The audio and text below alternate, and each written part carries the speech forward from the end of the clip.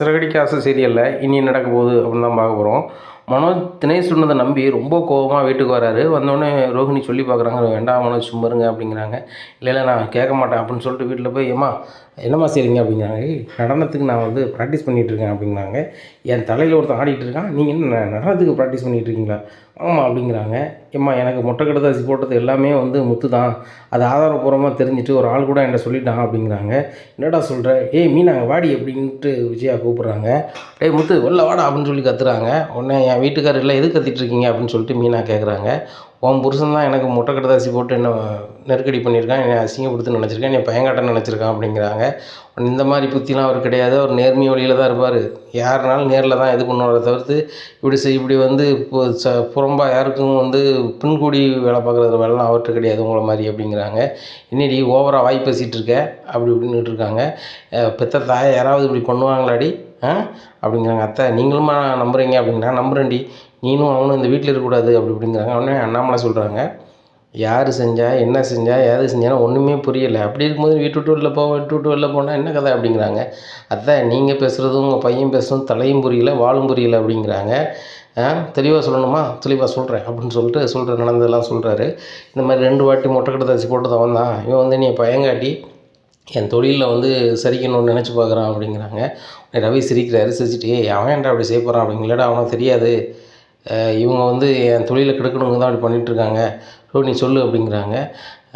எங்களுக்கு முத்து மாதிரி தான் சந்தேகம் இருக்குது அப்படிங்கிறேன். சந்தேகம் இல்லை, உறுதியாகவே சொல்கிறேன், இது முத்து தான், அவன் தான் ஆதாரபூர்வமாக சொல்லிட்டானே, முத்தை நான் சும்மா விட மாட்டேன் அப்படி இப்படின்ட்டு இருக்காதுங்க. உடனே என் வீட்டுக்காரை வேணால் வர சொல்கிறேன், நீங்கள் கேளுங்க அப்படிங்கிறாங்க. ஏம்மா இனிமே அந்த வீட்டில் இருக்கக்கூடாது, இல்லைன்னா அவனை போலீஸில் கம்ப்ளைண்ட் பண்ணி உள்ளே அனுப்பிடுவேன் அப்படிங்கிறாங்க. என்ன நான் திருட்டுத்தனம் பண்ணவங்க மாதிரி உள்ளே அனுப்பி வச்சிடுன்னு சொல்லிட்டு இருக்கீங்க? என் நகையை நீங்கள் திருடும் போது கூட நாங்கள் ஜெயிலுக்கு அனுப்பலை. ஏன்னா என் புருஷன் இந்த தப்பு பண்ணியிருக்க வாய்ப்பே இல்லை, அப்படி பண்ணியிருக்காருன்னு சொல்கிறீங்க. அப்படின்னாலும் கேளுங்க, இல்லைன்னா போலீஸுக்கு போனாலும் போகணும், பிரச்சனை இல்லை அப்படிங்கிறாங்க. நான் போலீஸுக்கு தான் போகிறேன் அப்படிங்கிறாங்க. உடனே மீனா சொல்கிறாங்க, நீங்கள் ஏன் போகிறீங்க? நான் போகிறேன், என் புருஷனை அவதூறாக பேசுறது நீங்கள், இதை நான் பார்த்துட்டு இருக்க முடியாது அப்படிங்கிற மீனா அப்படின்ட்டு அண்ணாமலை கூப்பிட்றாங்க. மீனா மலன்னு ஒரு ஆட்டோன்னு சொல்கிறாங்க, ரோட்டில் வருது. நான் அப்படியே ஏறி நேராக போலீஸ் ஸ்டேஷனுக்கு போயிடுறாங்க. போலீஸ் ஸ்டேஷனில் போய் கம்ப்ளைண்ட் பண்ணுறாங்க. இந்த மாதிரி மனோஜ் ரோஹிணி என் வீட்டுக்காரர் போய் மானங்கனியாக பேசுகிறாங்க. என் வீட்டுக்காரர் வெளியூருக்கு ஒரு ஆஃபராக போயிருக்காரு, இப்போ வீட்டில் இல்லை. இப்படி இருக்கும்போது என் வீட்டுக்காரர் ரொம்ப அசிங்கப்படுத்துகிறாங்க, வேதனைப்படுத்துகிறாங்க, ரொம்ப கஷ்டமாக இருக்குது, அவங்கள கூப்பிட்டு விசாரிங்க, உண்மை தன்மை எங்களுக்கு தெரியலை. என் வீட்டுக்காரர் பொய் கடுதாசி அவங்களுக்கு அனுப்பி அவங்க தொழிலை கெடுக்கிறது, அவங்க மன நிம்மதியை கெடுக்கிறதுன்னு சொல்கிறாங்க. எங்கள் வீட்டுக்காரர் அப்படி செய்கிறதில்ல அப்படிங்கிறாங்க. சரிம்மா பெட்டிஷன் கொடுத்துட்டீங்களா அப்படின்னு சொல்லிட்டு நேராக போலீஸ் வீட்டுக்கு போகிறாங்க. இங்கே மனோஜ்னா யார் அப்படிங்கிறாங்க. நான் தான் சார் அப்படிங்கிறாங்க. உங்கள் மேலேயும் உங்கள் வீட்டம்மா ரோஹிணி மேலேயும் கம்ப்ளைண்ட் கொடுத்துருக்காங்க, ஸ்டேஷனுக்கு வாங்க அப்படிங்கிறாங்க. உடனே யார் கொடுத்துருக்கா அப்படிங்கிறாங்க. மீனா கொடுத்துருக்காங்க அப்படிங்கிறாங்க. பார்த்தீங்களாங்க இந்த வீட்டை அசிங்கப்படுறதுக்கு என்னெல்லாம் வேலை பார்க்கான்னு சொல்லிட்டு அப்படிங்கிறாங்க. உடனே அண்ணாமலை சொல்கிறாரு, நீங்கள் தான் சொன்னீங்க முத்து வெளியூருக்கு ஆஃபருக்கு போயிருக்கான், இப்படி இருக்கும்போது அவன் தான் கடுதாசி போட்டான் வச்சான்னு சொல்லுதீங்க, அவன் செல் வேறு சுவிட்ச் ஆஃப்னு வருது, பார்த்தீங்களாங்க அவன் மேலே தப்பு இருக்கு போய் தானே செல்லை சுவிட்ச் ஆஃப் பண்ணியிருக்கான் அப்படிங்கிறாங்க. அவன் காலையிலேயே ஃபோன் பண்ணி மீனாட்ட சொல்லிட்டான், செல்லில் சார்ஜர் கிடையாது, என்ன கார்லேயும் சார்ஜ் ஏற மாட்டேக்கு, அதனால் சார்ஜ் இல்லாமல் இருக்கும் மீனா, பயப்படாத நான் வந்துருந்தேன்னு தான் சொல்லியிருக்கான் அப்படிங்கிறாங்க. ஏங்க அவனுக்கு இதே சொல்லிங்க, யாரையாவது மனசை கஷ்டப்படுத்தணும் வைக்கணும்னு சொல்லிட்டு அப்படிங்கிறான். உன்னோடையா அப்படிங்கிறாங்க. உடனே போலீஸ் சொல்கிறாங்க, நீங்கள் பேசுறதெல்லாம் கேட்டுக்கிட்டு நிற்கிறதுக்கு நான் வரல, என்ன மனோஜ் மேலேயும் ரோஹிணி மேலேயும் பெட்டிஷன் கொடுத்துருக்காங்க, இது சம்மந்தமாக விசாரிக்கணும், ஸ்டேஷனுக்கு வாங்க அப்படிங்கிறாங்க. இங்கே ரோஹிணி திருன்னு முடிக்காங்க சார், அதெல்லாம் இருக்குது சார், நாங்கள் எங்கள் வீட்டு கதையை வீட்டிலே பேசிக்கிறோம் அப்படிங்கிறாங்க. ஏமாங்க பாருங்கள், அந்த பொண்ணு கம்ப்ளைண்ட் பண்ணி எனக்கு ஒரு தீர்வு வேணும்னு சொல்லி அவங்க உட்காந்துருக்கு, சரிதானா? எதனாலும் ஸ்டேஷனுக்கு வாங்க, நீங்கள் பெட்டிஷனை க்ளோஸ் பண்ணுவீங்களோ, இல்லை அந்த அம்மாட்ட சமரசம் பேசுவீங்களோ, இல்லை என்ன பண்ணுவீங்களோ தெரியாது, என் புருஷன் மேலே மானங்கனியாக பேசுகிறாங்க, எனக்கு மன உளைச்சலாக இருக்குன்னு சொல்லி கம்ப்ளைண்ட் பண்ணியிருக்கு. அதுபோக என் புருஷன் ஒரு தப்பும் பண்ணாத போது அவருடைய நற்பெயரை கெடுக்காங்க அப்படி இப்படின்ட்டு சொல்லுதாங்க. என்ன நீங்கள் அதனால் ஸ்டேஷனுக்கு வாங்க அப்படின்ட்டு போயிடுறாங்க. இங்கே ரோஹிணிக்கு சரியான பயம், நம்ம ஸ்டேஷனுக்கு போனால் கண்டிப்பாக ஏதாவது விசாரிப்பாங்களே அப்படின்னு சொல்லிட்டு இங்கே மனோஜுக்கும் அதிரடியாக பயமாகிடுது. நம்ம ஏற்கனவே அதே ஸ்டேஷனில் தான் நம்ம ஜீவா மேலே கம்ப்ளைண்ட் கொடுத்துருந்தோம். அதுபோக அதே ஸ்டேஷனில் தான் பணத்தையும் திரும்ப வாங்கியிருக்கிறோம். இப்போ அதே ஸ்டேஷனில் இந்த மீனா கம்ப்ளைண்ட் பண்ணிட்டாலே என்ன செய்யணும் தெரியலையே அப்படின்னு சொல்லிட்டு முடிக்கிறாரு. என்ன சொல்கிறாங்க, போலீஸ் சொல்லிட்டு போனது கேட்கலையா, எல்லோரும் ஸ்டேஷனுக்கு போகணும் கிளம்புங்க அப்படிங்கிறாங்க. உடனே மனோ சொல்கிறப்பா நீங்கள் சொன்னால் மீனாக்கா பாப்பாவை வர சொல்லுங்கள் அப்படிங்கிறாங்க. டேய் எவ்வளோ சொல்லி கேட்டேன், எவ்வளோ சொன்னா அவள் வீட்டில், என் புருஷனை தப்பாக பேசாதீங்க, என் புருஷன் அப்படி செய்கிற ஆள் இல்லை, என் புருஷன் வெளியூருக்கு வண்டிக்கு போயிருக்காரு, நீங்கள் வந்து அவர் இல்லாத நேரத்தில் அவரை குறைச்சி பேசாதீங்க, என்னால் தாங்கிக்க முடியாதுன்னு சொன்னான். கேட்டையா? கேட்கல. நீனும் பொண்டாட்டி என்ன சொன்னீங்க, இந்த வீட்டை விட்டு அவளை அனுப்புறதுக்கு என்ன வழியோ பண்ணீங்க. விஜயாவும் அப்படி தான் பேசினா அப்படின்னேன். ஏங்க இப்படிலாம் அவள் பண்ணிகிட்ருக்கேன், நம்ம அந்த வீட்டுக்கு இருக்கு வரக்கூடாதுங்க அப்படிங்கிறாங்க. அவள் வர்றது வராதெல்லாம் வந்து பின்ன பார்த்துக்கலாம், இப்போ வந்து போலீஸ் ஸ்டேஷனுக்கு போகணும். அப்படி நீ போலீஸ் ஸ்டேஷனுக்கு போகலன்னா உன் பையன் மனோஜையும் மருமக ரோகிணியும் கைது பண்ணுவாங்க, அதுக்கு உனக்கு சம்மதமா அப்படிங்க. ஏங்க என் பையன் மனோஜ் எதுக்குங்க அவங்க கைது பண்ணணும் அப்படிங்கிறாங்க. அவன் புருஷனை மனங்கனியாக பேசினா அவன் கம்ப்ளைண்ட் பண்ணால் வேறு பண்ணுவா. இப்போ நீலாம் வந்து எவ்வளவோ அந்த பிள்ளைய குறைச்சி பேச வைக்க படாப்படுத்த அந்த பிள்ளை போலீஸ் ஸ்டேஷனுக்கு போய் வச்சு அதில் இல்லை. ஆனால் தான் புருஷனை வந்து தான் கூட பிறந்தவன் மரியாதை இல்லாமல் பேசும்போது அவன் குடிகாரன், அவன் படிக்காதவன், அவன் ஒரு ரவுடி பைய, அவன் ஒரு டிரைவரு, அப்படி இப்படின்னு ஒரு மாதிரி மனங்கனியாக பேசினா செய்கிற வேலையை குறைச்சி பேசுகிறது, அவனை வந்து எப்படிலாம் ஒருமைப்படுத்தி பேச முடியுமோ பேசுகிறது, இப்படிலாம் பேசுனா அவன் மனைவியோட மனசு கஷ்டப்படாது. அதான் கம்ப்ளைண்ட் பண்ணியிருக்கான். இப்போ நம்ம சொன்னால் கேட்குற அளவுக்கு மனோஜ் இல்லை, அவன் அந்த இதில் இருக்கான். அதனால் நீனும் கேட்குறது மாதிரி இல்லை, போலீஸ் சொல்லுவாங்களா அங்கே கேட்டுக்கோங்க போய்ட்டு வாங்க அப்படிங்க. ஏங்க நாங்கள் எப்படிங்க வக்கீலில் போகிறது, நீங்களும் வாங்க, மனோஜ் மேலே ஏதாவது பிரச்சனையாக இருக்கக்கூடாது அப்படிங்கிறாங்க. உடனே மனோஜ் சொல்லிட்டாரு, இப்போ தான் நான் பிஸ்னஸ் பண்ணுறேன் வைக்கிறேன், இப்போ நான் போலீஸ் ஸ்டேஷனுக்கு அதுக்கு அலைஞ்சிட்டு தான் நல்லா இருக்காது அப்படிங்கிறாங்க. இந்த வார்த்தையை சொன்னதே நீ தான். நான் முத்து மேலே கம்ப்ளைண்ட் பண்ணியிருப்பேன் வச்சிருப்பேன்னு சொன்னேன், இதான் பாடிக்கட்டு வச்சுருக்கேன் கூப்பிட்டு போ அப்படிங்கிறாங்க.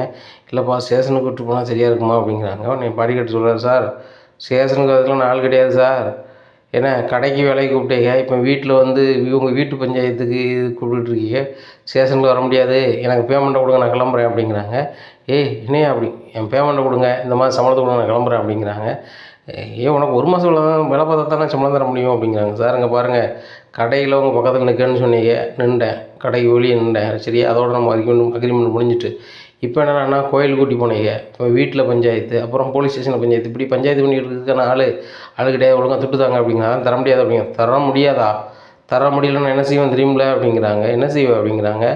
கோழியை நினச்சி ஒரு கையை பிச்சு தின்றுவேன் அப்படிங்கிறாங்க. ஐயோ தின்னாலும் தின்னு விடுவாங்க, காசை கொடுங்க அப்படிங்கிறாங்க. வேறு வழியெல்லாம் மனோஜ் வந்து 15,000 கையில் கொடுக்காங்க. உடனே ஏன் மனோஜ் 15 ரூபா கொடுக்குங்க, 10 ரூபா தானே கொடுக்கணும் அப்படிங்கிறாங்க. இல்லை அவன் 15 ரூபா தரலன்னா நான் வேலை பார்க்க மாட்டேன் சொன்னான், நானும் சரின்னு சொல்லிட்டேன் அப்படிங்கிறாங்க. உடனே 15 ரூபா வாங்கிட்டு கிளம்பிடுறாங்க. இங்கே மனோஜுக்கு ரொம்பவே பயமாக இருக்குது. ரோஹிணி உடனே கொஞ்சம் தனியாக பேசணும் வாங்க அப்படிங்கிறாங்க. உடனே என்ன மனோஜ் அப்படிங்கிறாங்க. இல்லை ஸ்டேஷனுக்கு போனால் கண்டிப்பாக வந்து இதெல்லாம் பிரச்சனையில் வரும், நீங்கள் என்ன பண்ணுறீங்க ஏது பண்ணுறீங்க அப்படின்னு கேட்கும்போது கண்டிப்பாக வந்து நம்ம சொல்ல வேண்டியிருக்கும். அது போக இந்திய ஸ்டேஷனில் தான் உங்களுக்கு பணம் வாங்கியிருந்தோம், நீ உங்களால் பிரச்சனையாக வந்துட்டுருக்கு அப்படின்னு கேட்டால் என்ன செய்கிறது அப்படிங்கிறாங்க. எனக்கு ஒன்றும் புரியல மனோஜ், ஸ்டேஷனுக்கு போனால் கண்டிப்பாக நம்ம மாட்ட தான் செய்வோம் அப்படிங்கிறாங்க. அப்படியா, இப்போ ஸ்டேஷனுக்கு போகாமல் எப்படி தான் தப்பிக்கிறது அப்படிங்கிறாங்க. உங்கள் தம்பி முத்துக்கு ஃபோன் பண்ணுங்கள், முத்துக்கு ஃபோன் பண்ணி மீனா வந்து வீட்டுக்கு வர சொல்லுங்கள் அப்படிங்கிறாங்க. அப்படியே சொல்கிறேன் அப்படின்னு சொல்லிட்டு முத்துக்கு ஃபோன் அடிக்கிறாங்க. சுவிட்ச் ஆஃப்ன்றது முத்துக்கு சுவிட்ச் ஆஃப்லாம் வருது அப்படிங்கிறாங்க. ஆமாம் அம்மா சொன்னாங்கள்ல, அப்போ ஒன்று செய்வோம் மனோஜ், நம்ம ஸ்டேஷனுக்கு போகிறோம் ஃபஸ்ட்டு அப்படின்னு சொல்லிட்டு நம்ம நேராக மீனா வீட்டுக்கு போயிடுவோம். மீனா வீட்டுக்கு போய் அவங்க அம்மா மூலமாக சொல்லுவோம், ஏன்னா அவங்க சொன்னால் கேட்பா மீனா அப்படிங்கிறாங்க. அப்படியே சொல்கிறேன். சரி ரைட்டு, நம்ம வசமாக மாட்டிக்கக்கூடாது, கடையும் போயிடும், அதுபோக வந்து நம்ம பண்ண திருநாளங்கள் வேலையில் நம்மளை தான் வீட்டு விட்டு அம்மா அனுப்புவாங்க. அதுபோக எங்கள் அம்மா என்ன ரொம்ப நம்பிக்கையாக நினச்சிட்ருக்கு, உன்னையும் பெரிய பணக்காரின்னு சொல்லி ஒரு மனநிலையில் இருக்குது. என்ன நீ பணக்காரி தான், உன்னை மலேசியாவில் கோடிக்கணக்கான சொத்து இருக்க தான் செய்யுது, உங்கள் அப்பா ஜெயிலில் இருக்கிறனால அது வரமில்ல, ஆனால் வந்து இன்றைக்கி நிலைமையில் ரொம்ப அசிங்கமாக பேசிடுவாங்க. ஏன்னா உங்கள் அப்பா பணத்தில் தான் நான் வந்து ஃபர்னிச்சர் கடை ஆரம்பித்தேன் அப்படி இப்படின்னு நம்ம பில்டப் பண்ணியிருக்கோம், அது வேறு மாட்டிக்கிட்டோம் அப்படிங்கிறாங்க. அதுவும் சரிதாங்க, வாங்க அப்படின்னு சொல்லிட்டு கிளம்புறாங்க. உடனே விஜயா சொல்கிறாங்க, எங்கடா தனியாக போகிற அப்படிங்கிறாங்க. இல்லைம்மா எனக்கு தெரிஞ்ச வக்கீல் இருக்காங்க, அவங்கள பார்த்துட்டு வரேன் அப்படிங்கிறாங்க. சரிடா வக்கீலை கூப்பிட்டு வா, நான் அந்த கேஸில் ஜெயிச்சே ஆகணும்.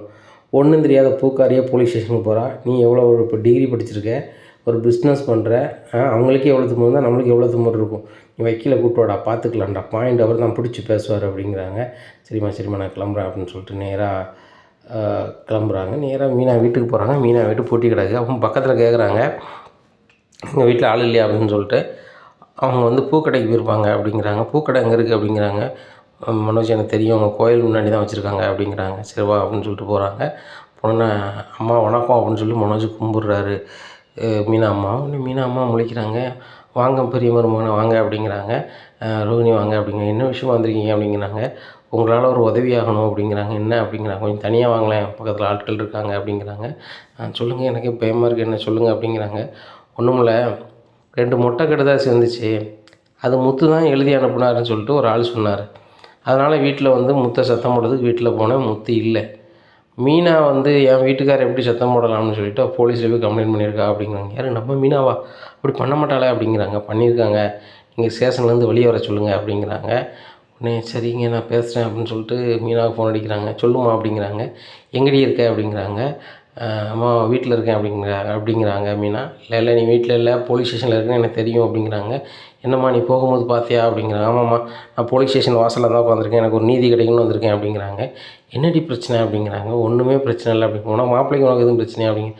எனக்கும் என் மாப்பிள்ளைக்கு எந்த பிரச்சனையும் கிடையாது. அவர் கூட பிறந்தவர் தான். என் அண்ணன் தான் வந்து அவர் முட்டை கட்டு அரிசி போட்டார், அவருடைய செல்வாக்கை சரியாக பார்க்குறாரு, அவருக்கு கெட்ட பேரை ஏற்படுத்த பார்க்குறாரு, பையன் காட்ட பார்க்குறாரு அப்படின்னு எவ்வளவு குறைச்சி பேசணுமோ தரக்குறைவா என் புருஷனை பேசுகிற, என்ன பேச, நம்ம குடும்பத்தை பேச எல்லாத்தையுமே பேசிட்டாங்க. அத்தை நீ வீட்டை விட்டு வெளில போங்கிறாங்க. இப்படிலாம் பண்ணிகிட்ருக்காங்க. எல்லாத்தையும் சேர்த்து தான் பெட்டிஷன் கொடுத்துருக்கேன் அப்படிங்கிறாங்க. இதெல்லாம் நம்ம குடும்பத்துக்கு தேவையில்லாதடி, ஒழுங்கா ஸ்டேஷன்லேருந்து வெளில வா அப்படிங்கிறாங்க. ஏம்மா அங்கே பாரு, என்ன பேசினாலோ யாரை பேசினாலும் நான் ஒன்றும் சொல்ல மாட்டேன். என் புருஷனையும் நம்ம குடும்பத்தையும் பேசுகிறேன், நான் எப்படி விட்டுட்ருப்பேன். அத்தை சொல்கிறாங்க, அப்பா வந்து ட்ரெயினில் வந்து கிராஸ் பண்ணலை அப்படின்னு சொன்னோன்னே கல்யாணமே இருக்காது, வச்சுருக்காது. என் வீட்டுக்கார் இந்த வீட்டில் கொண்டு ஒன்று வச்சுருக்காரு, இல்லைன்னா நீ எங்கே இருந்திருப்ப, இன்னும் கல்யாணம் ஆகாமல் குமரியாக இருந்திருப்ப அப்படி இப்படின்னு ஒரு மாதிரி பேசுகிறாங்க. அதுபோக என் வீட்டுக்காரே தொழிலை வந்து அவ்வளோ குறைச்சி பேசுகிறாங்க. டிரைவர் தொழில் பார்க்கறது என்ன அவ்வளோ குறைவாமா, இல்லை பூ வியாபாரம் பார்க்குறது தான் குறைவா? திருட்டுத்தனம் பண்ணுற மனோஜே வந்து பெரிய ஃபர்னிச்சர் கடை வச்சு இருக்கையில் நாங்கள் வந்து சாதாரணமாக உழைச்சி சாப்பிட்ற எங்களுக்கு வந்து என்னம்மா மறுவாத குறைவு? அவ்வளோ இதாக பேசுகிறாரு, அது சரி வராது, அதான் கம்ப்ளைண்ட் பண்ணிட்டேன், வரட்டும் அந்த ரோகிணியும் மனோஜும் அப்படிங்கிறாங்க. ஏய் அவங்க 2 பேர் தாண்டி என்கிட்ட வந்து எப்படியாவது அந்த மீனாவை ஸ்டேஷன்லேருந்து வெளியே வர சொல்லுங்கள், கம்ப்ளைண்ட்டை வாபஸ் வாங்க சொல்லுங்கள் அப்படின்னு சொல்லிட்டு வந்து நிற்காங்க அப்படிங்கிறாங்க. ஓ அங்கே வந்திருக்காங்களா? ஏம்மா அதில் புரிஞ்சுக்கோ, அவங்க மேலே தப்பு இருக்குது சரியா? என் புருஷனை தரக்குறவா பேசியிருக்காங்க, நான் கம்ப்ளைண்ட் பண்ணியிருக்கேன். அதுலேருந்து தப்பிக்கிறதுக்காக அவங்க வந்து நிற்கிறாங்க. நீலாம் இது பண்ணாத, நீ என்ன சொன்னாலும் நான் கேட்பேம்மா, மாச்சிக்கிறது இல்லை, ஆனால் என் புருஷனுக்காக நான் எதையுமே கேட்க மாட்டேன் அப்படிங்கிறாங்க. சரி அதுக்கு மேலே விருப்பம், நான் என்ன சொல்கிறது அப்படின்னு சொல்லிட்டு போன வச்சுருக்காங்க. உடனே அத்தை என்ன சொன்னாங்க அப்படின்னு சொல்லி மனோஜ் வந்து மீனா அம்மாட்ட பைய கேட்குறாங்க. ஒரு நாள் நம்மளை அத்தனை கூப்பிட மாட்டார் இந்த மருமகன், அத்தனை கூப்பிடுதாங்கன்னு சொல்லிட்டு. எப்பா என் புருஷனை தரக்குறவா பேசியிருக்காங்க, அது போக தொழிலையும் தரக்குறவா பேசியிருக்காங்க, அதனால் நான் விட முடியாது, பிறந்த பிறப்பையுமே பேசியிருக்காங்க, அதனால் ஸ்டேஷனில் வந்து விசாரித்த பிறகு நான் இது பண்ணிக்கிறேன் அப்படின்னு சொல்கிறா. என் சொல்ல கேட்க மாட்டேறாப்பா, தப்பாக நினச்சிக்காதீங்க, எதனாலும் நீங்கள் ஸ்டேஷனில் பார்த்துக்காங்கப்பா அப்படிங்கிறாங்க. என்னத்த சொல்கிறீங்க, நீங்கள் சொன்னால் கேட்பாங்க தான், நீங்கள் கொஞ்சம் காரில் வாங்கலாம் அப்படிங்கிறாங்க. வருமானம் தப்பாக நினச்சிக்காதீங்க, எனக்கு ஆர்டர் நிறைய இருக்குது, நான் மட்டும் தான் கடையில் இருக்கேன், சீத்தாவும் ஒரு இடத்துக்கு வேலைக்கு போயிட்டான், நான் வந்துட்டு வர முடியாது மருமகனே அப்படிங்கிறாங்க. அவனே ரோஹிணி சொல்லுதாங்க அம்மா அப்படிங்கிறாங்க. என்ன அம்மான்னு கூப்பிடுதீங்களா அப்படின்னு சொல்லிட்டு முழிக்காங்க. நான் வேணா உங்களுக்கு ஹெல்ப் பண்ணுறேம்மா, எனக்கு பூ கட்ட தெரியாது தான், ஆனால் பூவுக்கு தண்ணி துளிக்கிறது இந்த மாதிரி செய்கிறேன், நீங்கள் வந்து கொஞ்சம் வாபஸ் வாங்கலேன் அப்படிங்கிறாங்க. உடனே அப்படியா சொல்கிறீங்கம்மா, சரி ரைட் அப்படின்னு சொல்லிட்டு காரில் ஏறுறாங்க. இந்த சூழ்நிலையில் நேராக வீட்டுக்கு போகுது. விஜயாவை போய் கூப்பிட்றாங்க. மனோஜப்பா நீங்களும் ஸ்டேஷனுக்கு வாங்க, அப்பா நீங்களும் வாங்க அப்படிங்கிறாங்க. டேய் நான் வரலடா அப்படிங்கிறாங்க. இல்லை மீனா அம்மாவும் வராங்க, நீங்களும். என்னது மீனா அம்மா வராங்களா அப்படிங்கிறாங்க. அப்போ அவங்கள போய் தான் கூப்பிட்டேன் அப்படிங்கிறாங்க. உடனே விஜயா சொல்கிறாங்க, டேய் நீ வக்கீல் கூட போலையா அப்படிங்கிறாங்க.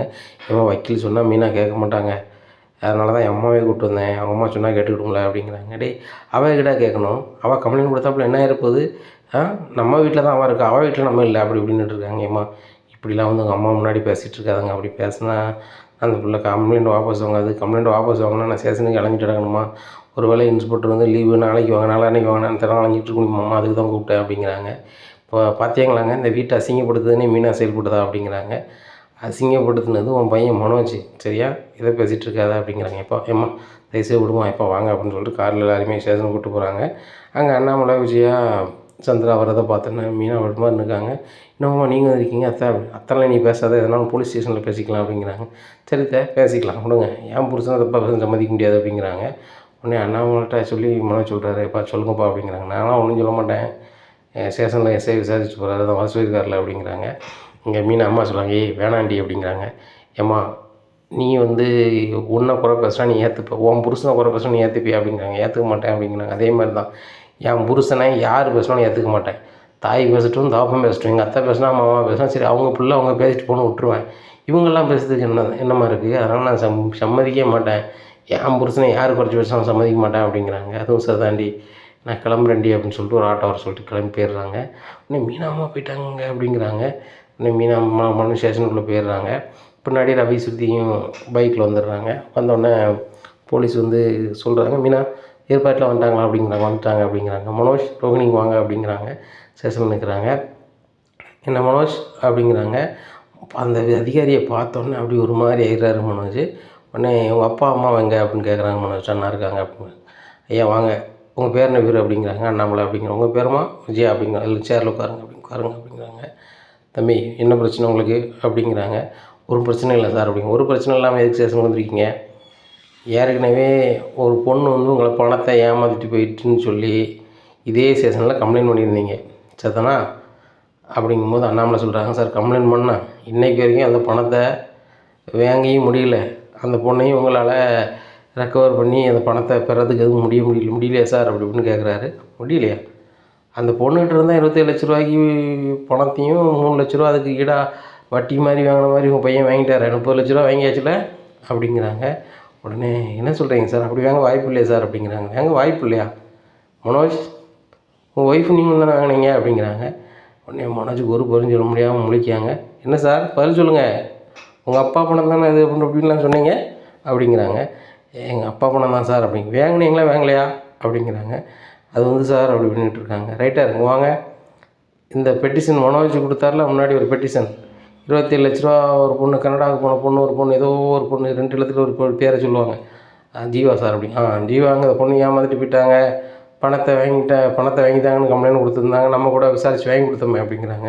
ஆமாம் சார் பணத்தை வாங்கி கொடுத்தோம், எட்டு வரேன் அப்படின்னு சொல்லிட்டு அந்த எட்டு வராங்க. இதை பார்த்தா அண்ணாமலை திருதுன்னு முடிக்காங்க. டே மனோஜ் என்னடா அவங்க சொல்கிறாங்க அப்படிங்கிறாங்க. இப்போ அது ஒன்றும் இல்லைப்பா, எதுவும் ஒன்றும் இல்லைப்பா அப்படின்ட்டு இருக்காங்க. உடனே அண்ணாமலை சார் வாங்க முன்னாடி உட்காருங்க, இதை பாருங்கள் என்னாச்சு அப்படிங்கிறாங்க. பார்க்குறாங்க.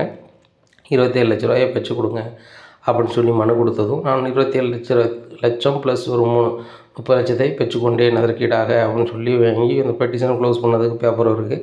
இதை பார்த்தோன்னா அண்ணாமலை ரொம்ப ஷாக் ஆகிடுறாரு. விஜயா அவனை புரியலையா அப்படிங்கிறாங்க. என்னங்க அப்படிங்கிறாங்க. என்ன நடந்துகிட்ருக்கு பார்த்தல, ஸ்டேஷனில் வந்து கம்ப்ளைண்ட் கொடுத்துருக்காங்களோ 27 லட்ச ரூபாய் அந்த பொண்ணு ஏமாற்றிட்டு போயிட்டான்னு சொல்லிட்டு அந்த பணத்தையும் வாங்கியிருக்கான், அந்த பிள்ளைகிட்ட எக்ஸ்ட்ரா 3 லட்சம் வாங்கியிருக்கான். ஆக 30 லட்ச ரூபா மனோஜ்கிட்ட தான் இருக்குது அப்படிங்கிறாங்க. உடனே டே மனோஜ் 30 லட்ச ரூபா ஒன்றியடா இருக்குது அப்படிங்கிறாங்க. பார்த்தீங்களா அத்தை, என் புருஷன் ஏதாவது பண்ணாரா இல்லை உங்கள் பையன் தில்லாலங்கடி வேலைக்காரன்னு உங்களுக்கு தெரியணும்ல அப்படிங்கிறாங்க. அதுபோக இதை உங்கள்கிட்ட சொல்லவே இல்லையா அப்படின்னு சொல்லி போலீஸ் கேட்குறாங்க. எங்கிட்ட எதுவுமே சொல்லலை சார் அப்படிங்கிறாங்க. இந்த தேதியில் வாங்கி கொடுத்தேன், சாட்சி கூட அந்த முத்து மீனாக தான் போட்டிருக்காங்க அப்படிங்கிறாங்க. இதை கேட்ட இவங்க அண்ணாமலை முழிக்கிறாங்க. ஆமாம் அன்னைக்கு தேதியில் நாங்கள் வந்து ஸ்டேஷனுக்கு வந்திருந்தோம், நான் வந்து நோ பார்க்கிங்கில் பைக்கை விட்டுட்டேன்னு சொல்லிட்டு நின்றேன். அப்போ வந்து சாட்சி கழுத்து போடணும்னு சொன்னோன்னே இந்த ரைட்டர் தான் போட சொன்னாங்க அப்படிங்க. ஆமாம்மா, முத்துக்கும் இந்த பொண்ணுக்கும் தெரியாது, வெளியே நின்றாங்க. அந்த பொண்ணுக்கு ஜீவாங்கிற பொண்ணுக்கு வந்து சாட்சி கழுத்து போட ஆள் இல்லை, இவங்க தான் போட்டாங்க அப்படிங்கிறாங்க. ஓ அப்படியா அப்படின்னு சொல்லிட்டு ரொம்பவே முழிக்கிறாங்க. விஜயாவுக்கு சரியான கடுப்பு.